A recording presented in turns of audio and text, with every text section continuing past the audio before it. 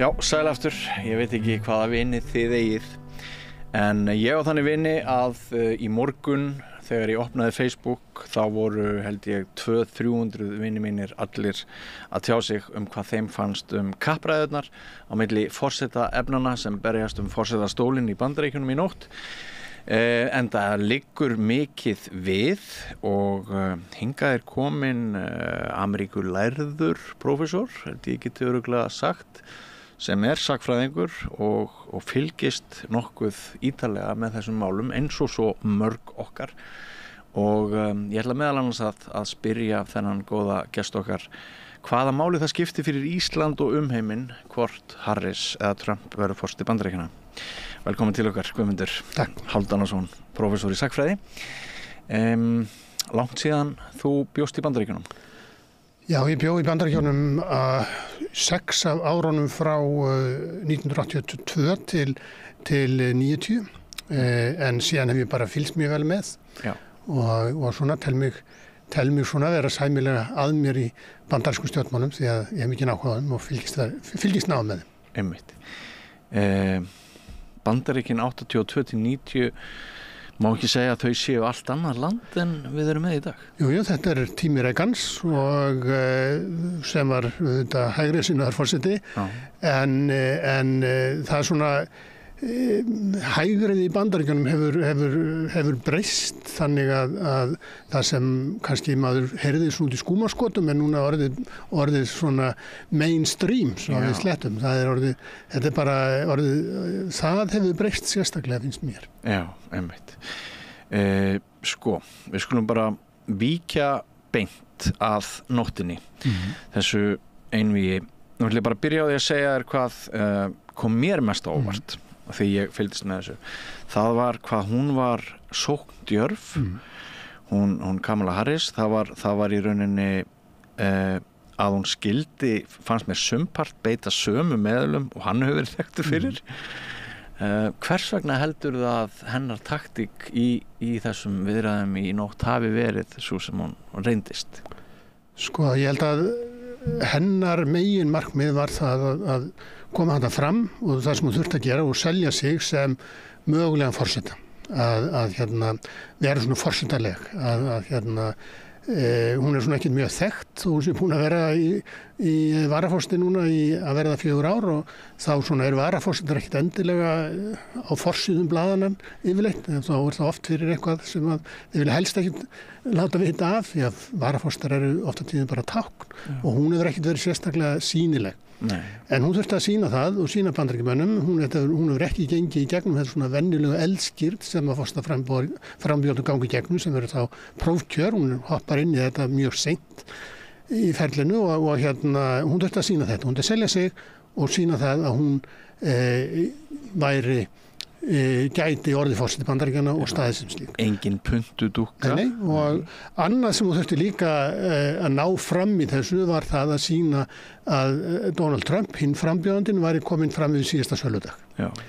Og ég held að henni hefur tekist þetta hvortveggja mjög vel. Að hún kom fram sem í ákveðin, hún flutti mál sitt vel og henni tókst að gera Donald Trump óöruggan og svona eins og sagt í ensku að she got under his skin. Hún fór í taugarnar á honum. Og hann misti sig þannig hann æfti ekki og svo neitt slíkt en hann kom fram eins og hann væri svona hálf ruglaður gamall kall. Já, eða litli reiði óttasleikni drengurinn sem búinn að missa einhverja stjórn á aðstæðum. Já, og það sem að það var tvennt í þessum, hún byrjaði ekkert sérstaklega vel. Nei, hún byrjaði frekar illa. Já, þetta var svona, fór ekkert sérstaklega vel út úr fyrstu spurningunni. Og við vorum öll að hugsa hverju færður ekki vatn. Já, en það sem að gera síðan það, næsta spurning er það málefni sem að hún er best í og það er spurningin þungunarrof og þar náði hún sér á flug. Hún náði sér upp þannig að þetta var greinilega eitthvað sem að hún hafði mikla þekkingu á og hún brann fyrir. Þannig að það er alltaf gott fyrir þá sem í svona kappræðum að fá einhverja þannig spurningar. En síðan tókst henni og það er ekki tilviljun að hún nær að svona að snerta á veika blettinum hjá Trump sem er svona þessi spurningum það hvort að hans kosningafundir séu fjölmennir og hvort að hann sé skemmtilegur að leiðilegur. Já. Og hann bara einfallega misti sig. Hann fór þetta fór út í hálfgerða vitleysu sko, sem að eftir það og hann bara náði sér ekki á strik fyrir alveg undir restina og þá var það orðið á seint. Þetta þróa svolítið út í það að sko hann fyrir að segja nei, þetta er ekki eins og þú ert að segja ég er víst vinsæll, það eru til einræðisherrar sem finnst ég frábær, það er alveg til fólk sem að segja að ég sé mikilvægur í heiminum og ég stjórni þjóðareglu og heimsreglu og öllu því. Þetta var mjög áhugavert. Þetta var mjög sérkennilegt sko. Og þetta var eiginlega svona hálfpartinn öngunavert sko á köflum og þegar fyrir að tala rekja einhverjar sko svona fáralega sögur að hætískir innflytjendur í Ohio sem er ekki ólöglegir innflytjendur af því þetta er hópur innflytjenda í Ohio frá Haiti sem að fengu dvalarleyfi í Bandaríkjunum vegna aðstæðna í Haiti og það var síðan framlengt.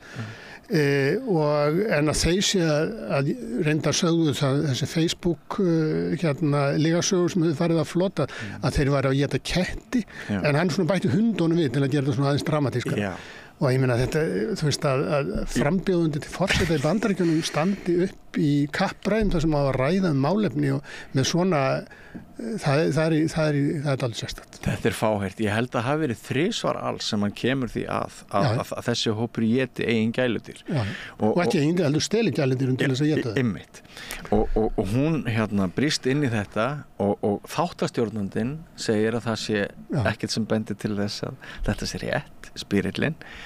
Og þetta sko orðið umgunarvert held ég að hafi verið svona hluti það sem að það sem að hún stóð sér ekki bara vel í því að koma honum til þess að missa sig heldur líka þetta er sem eru svona skiptur skjár eins og sagt split screen og hún gerði það meistaralega sko hvernig hún svona þegar hann fór af stað með þessar sögur, þá bara eitthvað, hvað er að manninum hló og þú veist. Já, hún var nefnilega mjög busy á milli þess sem hún hafði orðið. Hann var mjög með þungar brúnir. Hann var reyndar ofinu ungleg, leit ofinu vel út fannst mér. Já, en hann var að reyna. Stílistæðnir eitthvað. Já, hún var að reyna að horfa í augun á honum, en hann horfði alltaf undan og þannig að þetta var ekki gott kvöld fyrir Donald Trump. Nei, en það var annað sko, ég held að hann hafi ekki nefnt nafnunar, hann sagði alltaf bara hún. Já, og hann lét alltaf eins og hún væri svona óæðri vera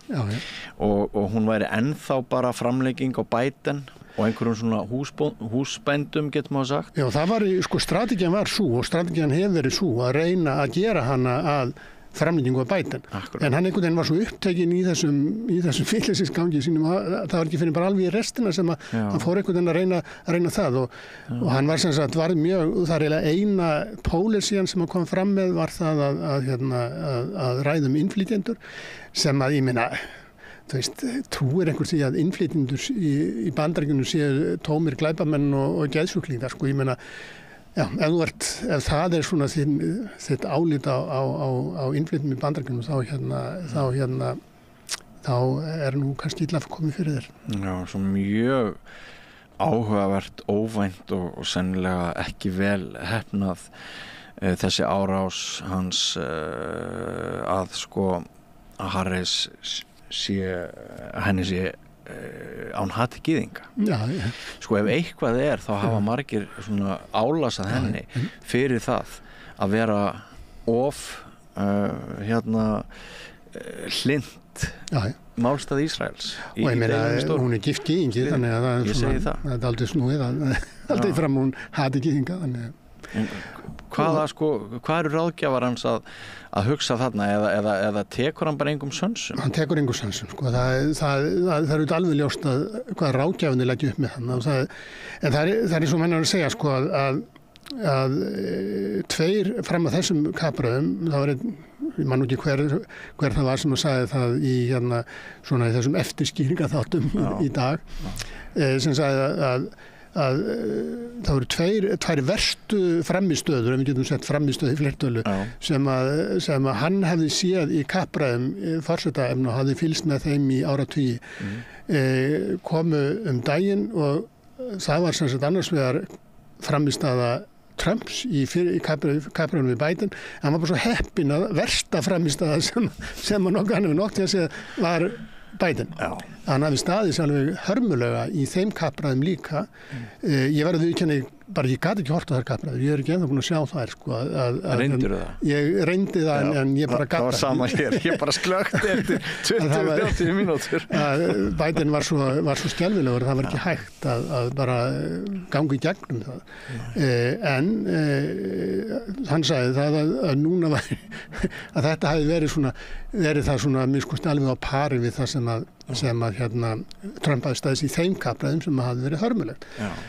Þannig að það núna verður þá svona málið fyrir demókrata að reyna að halda því fram að Trump sé orðinn hálfruglaður og algjörlega ófærum að gegna þessu embætti. Og ég held að það sé svona, við skulum segja það að hann hefur örugglega í sannfært neitt sem var í einhverjum vafa hvort hann ætti að kjósa Trump að kjósa sig. Þannig að en svo það spurning hvort það skiptir nokkur máli þegar upp í staði. Það er síðan af því að menn þetta svo, fylgið svo orðið svo fast. En það sem að þessi kosninga bara það snýst er það að Trump með sitt fylgi, það er algjörlega fast og það sem hann er að reyna að gera er að sjá til þess að það séu þó færri sem að kjósi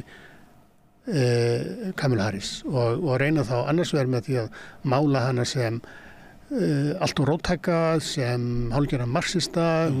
Faðirinn var samkvæmt Trump marxisti og þar með var hún það greinilega líka. Og reyna þá fólk til þess að mæta ekki. Það var komið ljós hvernig þetta verður. Þetta verða mjög tæpar kosningar, þetta verða mjög það verður mjög mjótt á munum.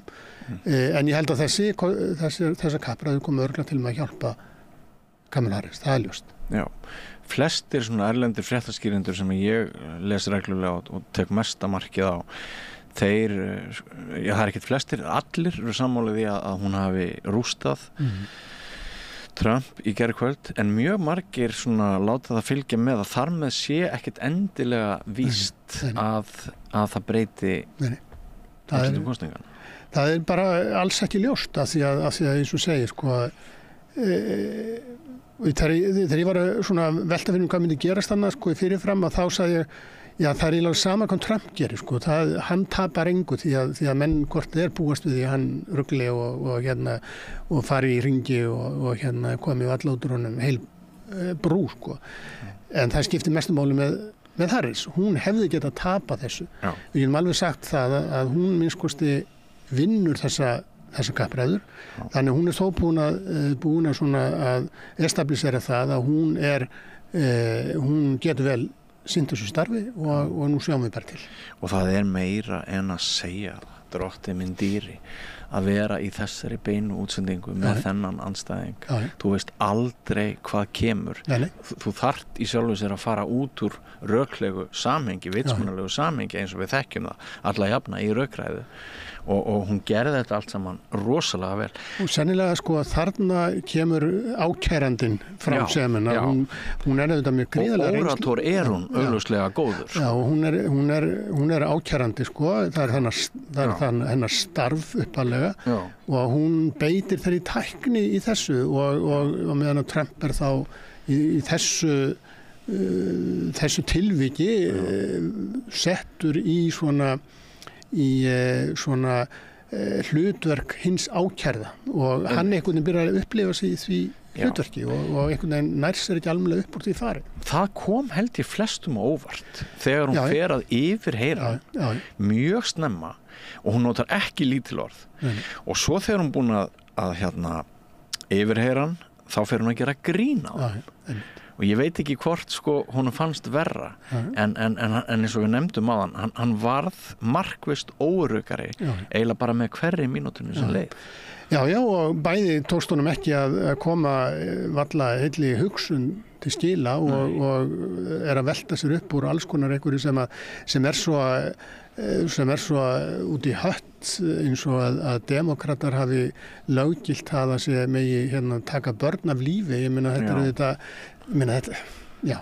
Til hvers hann að vísa? Þetta bara einhver tilbúningur? Nei, þetta er eitthvað sem að þú veist, þeir sem að ysta hægri kantinum hafa verið að velta sér upp úr svona QAnon fólk og annað slíkt. En þú veist, þetta eitthvað sem að hljómar alveg ágætlega í eyrum svona 10% þeirra sem eru sannfæraðaristar hans ágæti, en hins vegar þú vinnur ekki ný lönd með þessu. Ég meina, það er alveg ljóst. Þú vinnur ekki nýja kjósendur. Svo vitum við líka að hann er náttúrulega sexisti, hann karlremba. Kamala benti hann á að hann væri nú komið með dóm fyrir það og henni fannst nú ekki leiðilegt að rifja það upp og maður sá alveg hvernig hann fann fyrir þeirri stungu. Sko, ég var að hugsa það, ef hann ætti í höggi við annan kall eins og Biden, þá sko þessi sexismi hans, mér finnst hann birtast manni sterkar núna þegar andstæðingur hans í þessari atlögu kona. Já, þetta dugði honum 2016. Ég segi það, kannski ég var bara forseti hann beitti sér líkamlega á kappræðu sviðinu þá með því að ganga fyrir svið og ganga fyrir aftan Hillary, gnæfa yfir hana ógninni og þetta finnst sumum bera vott styrkleika en bæði hafa tímandi breyst og það er svona mennir að benda á það að hvað eru margar milljónir kjósta sem eru bara einfallega dáni núna sem kusu þá og hvað er ekki yngri kjósta en það hefur akkurat allt breyst síðan 2016 í því hvernig heimurinn horfir á svona framkomu og það líka, það heilt Me Too í mildtíðinni sko og síðan þetta líka bara hvernig uppsetningin á sviðinu var hann gat ekki beitt þessari svona ógnun sem hann beitti þá og að því það þeir urðu að standa hann upp en það var eins og var annað sem að var í hans svona var honum í hag að það var slökkt á mikrofónum á milli þar sem að hann hafði svona kannski gegn sér 2020 var þar að fyrstu kappræðinu með Biden þar sem að endalaust gjammaði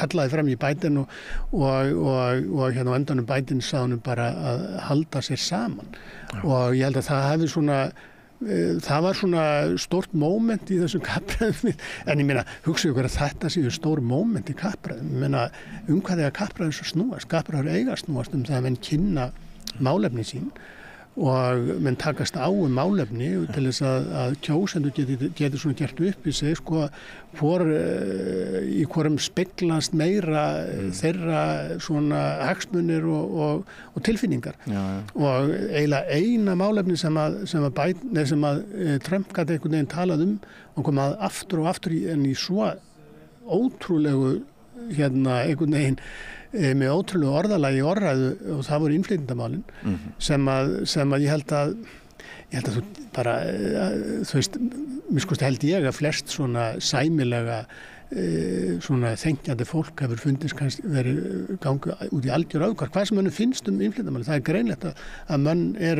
menn eru óttaslegnir yfir því að það komi allt og mikið inn á innflytjendum það ógnar hagsmunum ýmissa hópa þetta eru óskráðir innflytjendur sem að þeir hafa ekki kerfi til þess einhvern veginn að taka móti innflytjendur í okkur koma langflestir í gegnum EES-samningin og 90% að þeim koma þannig en restin eru algjörlega skráðir og menn vitum alveg það en í Bandaríkjunum bara hverfaðir í mannhafið og þetta finnst mörgum mjög óþægilegt og ógnandi en hún tókst einhvern veginn ekki að nýta sér það almennilega vegna þess að hann keyrði þetta svo út í móa þetta var einhvern veginn ekki traustvekjandi Nei og það getur kannski sagt líka og það sem að Kamala Harris hefur það að Biden, ef það var ekki Biden, það var þingið með svona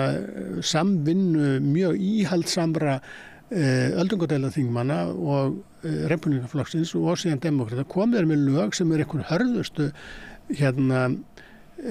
innflytjalög sem að nokkuð tíman hafa verið svona legið fyrir. Biden var búinn að segja að hann myndi skrifa undir en Trump sagði nei, ég vildi ekki og þá segir bara Kamala Harris, já, þú vilt ekki innan lausnir í þessum málum, þú vilt bara kjafta þau. Og þannig einhvern veginn kom þetta út. Hann býr ekki fram að neina lausni nema hann ætli bara að handtaka og smala saman, hann segir 20 miljón manns og flytið á landi. Ég meina, og þeir spurði hvernig á að gerast en hann hafði engin svör við því, heldur bara fór að tala um eitthvað annað. Já. Ég nefndi í inngangi Guðmundur, ég ræði við Guðmund Hálfdanarson, prófessor í sagnfræði, kappræðurnar í gærkvöld, nefni það fyrir ykkur sem eruð hér að hlusta þetta í útvarpi. En ég nefndi í inngangnum áðan að það væri forvitinlegt að veltaði fyrir sér á þessu stigi núna hvað það þýðir fyrir Ísland og umheiminn hvort þeirra verður forseti. Maður getur þá spyrt bæði í öryggislegu tilliti því að Pútín og fleiri svona einræðisherra bar nú á góma í kappræðunum í gærkvöld og við getum líka velti fyrir okkur hvort efnahagslega eða menningarlega það hafi mikil áhrif á Ísland og Íslendinga hvort þeirra Kamala Trump verður forseti. Ert þú svona með skoðun á því hvort það skiptir mjög miklu máli fyrir okkur og umheiminn hvort þeirra verður forseti? Já, það getur skipt miklu máli. Það fer auðvitað svolítið eftir í hvað Trump kemst upp með og hvað hann kemur í gegn. Það er bara þannig að í Bandaríkjunum að allt sem að þarf að fara í gegnum þingið meira minna stopp. Það fer ekkit svona stórt máli gegnum þingið en hann hefur ákveðin völd sem að getur gegnum svona sín völd sem yfirmaður framkvæmdavaldsins í Bandaríkjunum, þá getur hann gert ýmislegt og það sem hann getur til dæmis gert er að setja á tolla. Það þarf ekki að fara í gegnum þingið og hann getur gert það. Hann hefur sagt að hann ætli að setja 10-20% tolla á allar innfluttar vörur í Bandaríkjunum og svo 60% tolla á vörur frá Kína. Þetta þýðir viðskiptastríð sem að alls ekki gott mjög skusti fyrir land sem reiðir sig mikið á útflutning eins og Íslendingar, þá það ekki gott. Útflutningur okkar til Bandaríkjanna nú ekki eins mikill og hann var hér áður, þannig að kannski fyrir okkur persónulega myndi það kannski ekki hafa neitt óbærslega mikið að segja, en viðskiptastríð ekki gott. Við getum alveg viss það. Vegna þess að það bara einfaldlega verður til þess að það kemur svona óróa á markaði og það er ekki hagstætt fyrir okkur. Annað síðan Úkraínustríðið, hann segir að hann muni leysa það bara jafnvel áður en verður orðinn forseti og það svo sem hann hefur í sjálfu sér ekkert vald í því nema þá að stöðva alla vopnaflutninga til Úkraínu. Það ýmsið sem að Úkraínustríðið myndi sennilega verða. Já, það er spurning hvernig það muni fara, hvort að Pútín sætt sig við þá bara einfaldlega innlima þau hér sem að þegar eru komin undir vald Rússa eða hvort að hann svona nota tækifæri og nær sér í stærri sneru Úkraínu. Það er ekki ljóst, það er svona eitthvað sem að mun sennilega gerast. Spyrillinn spurðan í tvígang spurningar í gær sem að svaraði ekki. Nei, hún var eitthvað á þá leið hvort hann styddi það að Úkraína inni þetta stríð, var það ekki einhvern veginn? Já, það var spurningin og hann, ég meina hann og Vans varaforstefna sem þau gengið þó ennþá lengra. Trump, það er svo erfitt einhvern veginn að henda reiður á Trump, sko. Hann segir eitt í dag og annað á morgun og hann snýst í hringi, þannig að það er dálítið snúið að svona henda reiður á sko hvað hann muni gera. En það er alveg ljóst að tolla mun að setja og hann kemst eiginlega ekki upp með annað. Hversu mikla og hvað marga vöruflokka, það er ekki alveg ljóst. Annað sem hann mun gera, það er að hann mun loka landamærunum og það getur hann. Þar með setja kannski ákveði fordæmi fyrir fleiri lönd eða hvað? Nei, sko... það ekki mögulega einhver svona smitt áhrif aftur? Já, jú, örugglega, sko, en ég... Myndi ekki hægrið harðna enn? Jú, það mjög sennilegt. Ég meina, Orbán er ljós í lífi hans og Orbán nú ekki endilega eitthvað sem að... Nei, það var ótrúlega hvað hann vitnaði mikið. Hvað hann hefur mikla trú á Orbán og Orbán er fasisti, sko. Það var erfitt að kalla neitt annað og ekkert að fara neitt í felur með það. Ég meina, hann bara það. En hins vegar verðum átt okkur á því að Bandaríkin og Ungverjaland er ekki eins. Hann mun ekki koma til með að hafa jafn svona óskoruð og enginn sem að forseti Bandaríkjunum hafa jafn óskoruð völd eins og Orbán hefur í Ungverjalandi. Þó ekki maður bara vegna þess að Orbán stýrir fjölmiðlunum, hann stýrir þinginu. Það mun Trump ekki gera. Þannig að þetta er dálítið snúið að átta sig á því hvað muni gerast. En það er svona það sem að mun örglega gerast er það að þetta mun valda mikil ólgu í Bandaríkjunum. Ég meina, hann hefur sagt að hann ætli að reka úr landi milljónir óskráðra eða ólöglegir, eins og hann segir, innflytjenda. Það mun bæði valda auðvitað óróleika bara skipulagslega séð. Ég meina, þú ætlar að taka 1, 2, 3, 4, 5 og flyti og landi. Ég meina, það er aðgerð sem er ekkert svona einföld í framkvæmd. Það mun valda óróleika innanlands, það mun valda óróleika í efnahagslífinu vegna þess að þetta fólk er upp til hópa vinnandi. Þetta er ekki hælisleitendur svo hér sem hafa ekki atvinnuleyfi. Þetta er frekar eins og Pólverjar og Eystrasaltsfólk hér sem er í fullri vinnu, nema það er fólk sem hefur engin réttindi. En er mjög mikilvægt í ákveðnum geirum samfélagsins og þá allt þetta fólk horfið og þá hvaða efnahagslega áhrif það hefur er algjörlega óljóst. Og loka landamærunum að það getur hann gert án þess að þurfa að spyrja þingi mikið það. Þannig að því að þetta eru ólöglegir innflytjendur, þetta er fólk sem kemur í landið gegn öllum lögum og reglum og hann en sko hvaða svona ólgu þetta mun skapa í Bandaríkjunum er ekki alveg á hreinu, sko. Þannig við verðum bara að sjá til og ég er nú ekki kannski jafn mikil svona dómsdagssinni eins og margir segja að lýðræði verði búið í Bandaríkjunum. Ég held nú að það sé nú lífseigara heldur en það en þetta mun valda ýta undir held ég svona ólgu í landinu sem að ólga er aldrei svona sérstaklega í svona valdamiklu ríki sem Bandaríkjunum er ekki endilega eitthvað sem myndi koma okkur neitt sérstaklega vel og við erum bara að sjá til hvað gerist.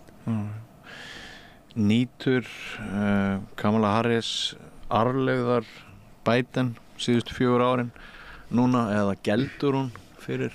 Sko, það er svo erfitt einhvern veginn þessi loftþrýstingur í stjórnmálanum er svo sérstakur að menn sjá fyrir sér Trump sem einhvern töframann í efnahagsmálum þó að eins og Kamala Harris benti réttilega á að þá tóku þau nú ekki sérstaklega góðu búið þó að nú ekki alveg rétt hjá henni að atvinnuleysi hafi verið að hæsta frá kreppuárunum en það var þó mjög mikið atvinnuleysi þegar þau tóku við. Efnahagslífið var í miklum vandastatt, ekki vegna auðvitað COVID og það hefur svona verið það sem að bætistjórnin verið að vinna úr og mörguleitum hagfræðingar hafa talið bætistjórnin hafa heppnast ótrúlega vel að vinda ofan af þessu atvinnuleysi en fólki finnst það ekki. Fólki finnst þetta að ástandi sé alveg skelfilega slæmt og þessi fólki finnst skiptir miklu meira máli hvað hagfræðingar sé. Þannig að það er alveg ljóst að fólki finnst þetta. Þetta hefur svona verið smá saman að lagast og það komið tölur núna að nú er verðbólgan komin í 2,5% sem að okkur þætti nú ágætis árangur og nú fara vextirnir að fara niður. Þannig ef að Trump vinnur þá verður hann kannski jafn heppinn og var síðast. Hann var heppinn að hann tók við og raunlega var sem sagt raunlega efnahagsbatinn hjá Trump var bara í beinu framhald af því sem var hjá Obama og var ekkert meiri heldur en hjá Obama og þannig að við sjáum til hvað gerist. Að Biden hefur held ég mörguleiti hafi sem sagt tekist betur upp miklu betur upp heldur en fólki hefur fundist. En það kannski hvað fólki finnst skiptir oft að miklu meira máli heldur en svona kannski hvað mælingar sína. Hann kom í gegn mjög, fáir hafa komið í gegn jafn svona umfangsmiklum og mikilvægum lögum eins og hann hefur komið í gegn sérstaklega fyrstu 2 árin. En hann augljóslega orðinn gamall og þannig að það ekki Kamilu Harristin enda sérstaklega hagspót að tengja sig honum mjög mikið leið og hún má ekki heldur sparka of mikið í hann. En það fannst mér, þegar þú nefnir þetta, mér fannst hún einmitt vera mjög flink í gærkvöld að svona distansera sig aðeins frá honum. Já, það vegna þess hvað Trump tókst illa upp. Þetta voru sóknarfæri Trumps og þetta voru örugglega sem hann átti að gera samkvæmt hans svona undirbúningi. Hann átti að reyna að tengja Kamilu Harris sem mest við Biden er óvinsæll en bara hún tókst það ekki, hann endaði eins og segi síðustu setningarnir, þá held ég nú flestir verið fæddir að sofa og mistu af því sem var svona fréttaskýrandu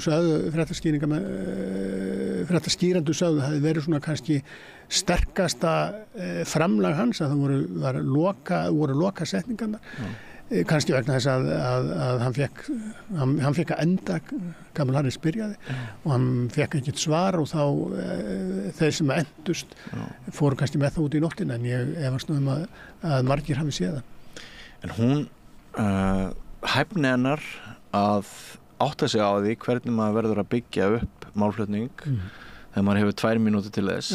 Hún blómstræði, svo hæfni blómstræði og hún náði yfirleitt fannst mér að svona pönsa á réttum tímum, hún byggði þetta upp, starfið hennar eins og þú nefnir kemur henni augljóslega mjög vel. Og það var svo áberandi þú berði þetta saman við Biden sem í hans kappræðum og ég ekki hort á þeirra bara og hún tókst ekki að fylla tíma. Hann var bara aldrei með sans fyrir þessu. Og bara því hann bara búin að missa hann bara orðinn mjög gamall og bara hafði ekki orkuna eða svona hvað maður segja einbendinguna til að gera þetta en henni tókst það mjög vel og það var mjög áberandi að í svona kappræðum það lítur ekki vel út ef að spyrlanir þurfa alltaf að vera stoppaði. Þeir hafa 2 mínútur og þetta var, ég held að ég hef ekki tekið eftir með einu sinni að þeir tvisar mestalagi að þau segja nú tíminn að vera búinn. Þetta var bara búið og þá var hann búin að segja það sem hann ætlaði að segja og þetta þetta sem góður undirbúningur á að gera og hún greinilega menn sögðu að Biden hefur verið of undirbúinn og þess vegna var þetta mjög svona eins og þetta væri uppskrifað en það var ekki svona tilfinning sem maður hafði með hana. Hins vegar verður maður að segja eftir kappræðurnar þar sem maður saknaði kannski svolítið að maður var ekki alveg með á hreinu hvað hún ætlaði að gera. Þetta var ekki mikið, það var ekki sterkaliðin þessu framistuð þannig að hún kom með, þetta var svona hljómaðinu svona frekar, prógramið hljómaðinu frekar innanslöst en það má alveg gagnrýna spyrlana aðeins fyrir það að hafa kannski ekki haft fleiri spurningar. Já, það var þetta form sem áttu að voru að vinna með og það var búið að samþykja það. Þetta ætti að vera bara spurningar, svo áttu þeir talið 2 mínútur og svo bara, og þeir komust algjörlega upp með það bæði 2 að einhvern veginn að svara einhver allt annað í spurningu en það var spurt og það var meira áberandi með Trumpa því að hann fór svona algjörlega í móa en þetta var líka svolítið með Kamilu Harris að til þess með hennar flip-floppin hennar, það sem hvernig hún hefur breytt skoðun, hún hefur svona skautaði svona dálítið skrautlega fram hjá því sem að hefði nú verið kannski auðvelt að svara á því þegar ég var svolítið hissa á því hvað henni tókst illa að takast á við það. Þetta bara breyta mennu skoðanir, það breytir svið, hún frá því að vera í frambjóðandi í prófkjöri árið 2019 í demokrataflokknum í kjölfar Black Lives Matter bara allt annar tími heldur en að vera til forseta 2024 þó þessu ekki mörg ár að þá bæði svið allt annað og það hefði verið svona sterkast í hann að segja það bara, nú ég bjóðað mig fyrir til forseta ég bjóðað mig fyrir til forseta allra Bandaríkjamanna, ég veit það að ég get ekki svona lagt áherslu á sömu málefnin og ég hef lært hún geta líka sagt það á því að vera að ferðast landið þannig það voru alls konar einhvern hlutir sem að mér fannst hún hefði getað svona snúið sér betur út úr þeirri spurningu sem mér fannst hún ekki snúið sérstaklega vel út úr það einhvern veginn skiptingu máli að því að hitt var svo áberandi og kannski var maður sjálfur svona komin niður í lægstu hvatir sko þegar maður stóð sjálfan sig að því að hérna hrópa hæst og hérna líða best þegar sko hún segir þau hlæja þér. Já. Þú veist, þetta er á lágkúrulegu plani. Já, það er það. En hvað getur þú sagt við manni sem að kemur svona frá, þú getur ekki átt í neinum vitrænum samræð við mann sem að þegar að tala það að innflytjum sig að geta hunda og ketti, sko. Ég veit. Það, ég meina, og demokrata sig að taka börn af lífi, ég meina, já, þú og hérna festan í raunveruleikanum hún hverfur sko og að setja á tolla að það komi til með að kynverjar borgi tollana, ég meina það er þetta augljóst að hverju borga tolla, ég meina þannig það alltaf tollar gera það verkum að vörur hækka í verði, þeir skapa þeir breyta þá svona samkeppnis aðstöðu innlendra fyrirtækja en það eru þetta kúnnandir í landinu sem að þessum vörunum eru seldar sem að greiða þetta og hins vegar þetta getur það vorið til þess að verka fólk í Kína og hérna annars staðar missi vinnuna að það flytist til framleiðslan frá Kína og Kínverjar kom ekki til með að flytja inn vörur til Bandaríkjanna með 60% tolli, það er bara verið ekki seldar. Þannig en að halda því fram að þetta sé bara svona auðveld tekilund að þessi bandaríski skattgreiðendur sem græði og kínverskir verkamenn sem borgi, það er ekki þannig. Það eru þannig að það eru bandarískir borgarar sem borga tollinn og hérna og ég meina hvernig átt að eiga í vitrænum samræðum við menn sem að halda svona fram, það er mjög erfitt. Og ég held sko að svona, mín tilfinning er svo að það hafi grafið svolítið undan honum þegar henni tókst að sýna fram á að það væri engin trúnaður á milli til dæmis hersins og hans. Og það eru auðvitað nokkuð sem er auðvitað algjörlega ljóst að er ekki sko að því að bandaríski herinn þar hann er í NATO og við ætlaðum að vera í NATO heilt stiði Úkraínu og það verður ekki auðvelt fyrir Trump sem forseta að sannfæra bandaríska herinum það að allt það sem að bandaríski herin hefur verið byggður upp á að það sé allt inn orðin eitthvað hérna bölu vitleysa þeir ætla bara að draga sín í sína skel það mun herin ekki samþykkja mjög hérna svona þegjandi og hljóðlaust vegna þess að þetta er engin smá stofnun. Þetta er engin smá stofnun, ég meina að þetta eru þetta bæði og það sem við átt að sjá með Bandaríkin og það sem einhvern veginn það er annars vegar það að þetta er alveg gríðarlega mikilvæg stofnun í Bandaríkjunum sem að tekur til í náttúrulega áðbúrslegt fjármagn og þetta er líka svona bara symbolist þá hefur hann svo sterkar stöðu það sko vinstri menn tala ekki illa herinn það er eitthvað sem að hérna maður skynja mjög fljótt þegar maður er í Bandaríkjunum hvað að jafnvel þeir sem eru mjög róttækir að þeir tala vel herinn. Þetta er þeirra landsbjörg. Ja, og það er einhvern veginn maður stundum er svolítið gáttar á því sko hvað er erfitt að gagnrýna herinn. Þannig að þegar herforingjarnir fara og það er alveg rétt það sem að Kamala Harris var að segja að þessir herforingjar sem að voru mjög áberandi í stjórn Trumps til að byrja með, þeir tala að núna sem hálfvita og hérna sem hættulegan og sem og það er ekki neini róttæklingar sko, það minn heitir ekki. Og þeir sem eru kannski ekkert staddir á allt og góðum stað í lífinu, hinn bandaríski kjósandi sem að upplifi sig einangraðan út á jaðri og hefur það ekki gott sko. Ég held að sá kjósandi velti því svolítið fyrir sér að það sé sæmilegt samband á milli hersöfðingjana og forseta Íslands. Þannig að mér dettur í huga þarna hafa hann orðið svona fyrir smá. Já, hann hefur talað það sem að hann hefur oftar en einu sinni talað mjög, hann er að reyna að skreita sig með sinni svona sínu, að því að herinn og herminn eru gætan mjög íhaldsamir sko, og hafa stutt republikana. Að því republikana hafa verið mjög aggressív fyrir sínu utanríkisstefnu og hann hefur verið sem sagt dælt peningum í herinn sko. En herinn á bara að vera, þú veist, að fara í skrúðgöngum og marsera í Washington, sko, það er ekki víst að herinn hafi endilega mikið áhuga á því og hann talar mjög illa raunlega mjög illum hermenn eins og þegar að hérna hann var að hengja kross á hérna eiginkonu hérna ekki eins af svona hvað maður segja helstu stuðningsmenn sem að á hérna spilavíti í Las Vegas og sagði að það hefði nú verið raunverulega merkilegri orða heldur en orðuna sem þessi hermenn eru að fá því þeir eru bara að vinna vinnu sína og hérna bara slasast og eitthvað sko. Þetta nú ekki svona kannski endilega svona færi vel í ekki þekktur fyrir mjög öfluga tilfinningagreind á köflum. Nei. Og svona hann auðvitað þekktur, hann á ekki mjög auðvelt með að gagnrýna þá sem að hafa ekki vilja berjast fyrir Bandaríkin af því að hann sjálfur fekk hérna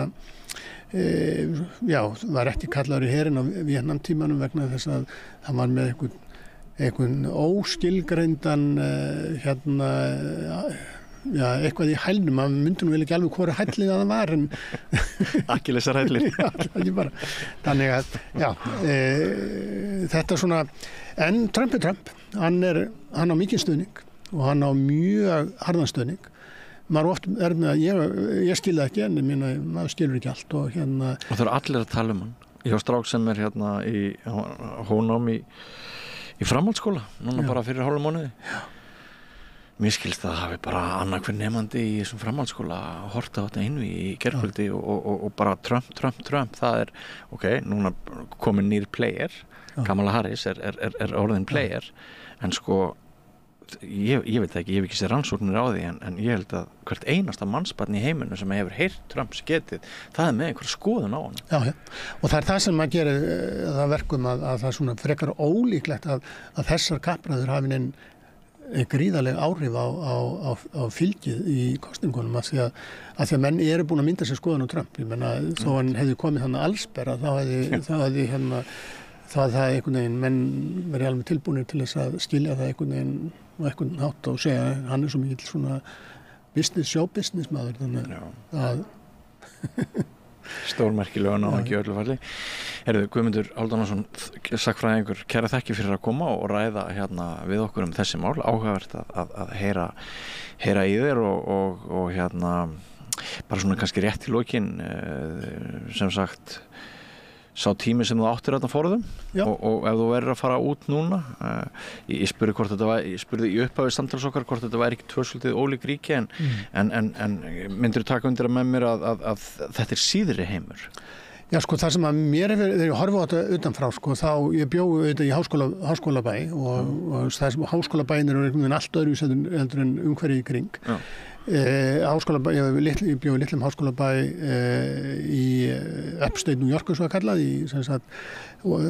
svona eiginlega sveita hérna New York fylkis verkafólkið sem var að vinna við það að slá grasið og annað slíkt það hafði gefnað að búa í bænum þannig að þessir háskólabæir eru eins og svona vín í eyðimörkinni ef maður getur kannski orðað þannig kannski ekki rétt að kalla það en þannig er það og það eru kosningahegðun allt öðruvísi, New York fylkir þetta mikið demokrata við var það þá og er það núna en það er vegna þess að borginnar kjósa demokrata en sveitahérðin kjósa republikana og Trump en það sem að eiginlega hefur breyst er það að svona að þetta svona, þessi gjá sem var komið þá þegar fram á milli svona, hvað maður segja, pólitískt þangagangs í hérna háskólabæjunum og síðan utan þeirra, það verið breikkað ennþá frekar og það er ekki bara það að Trump hafi hérna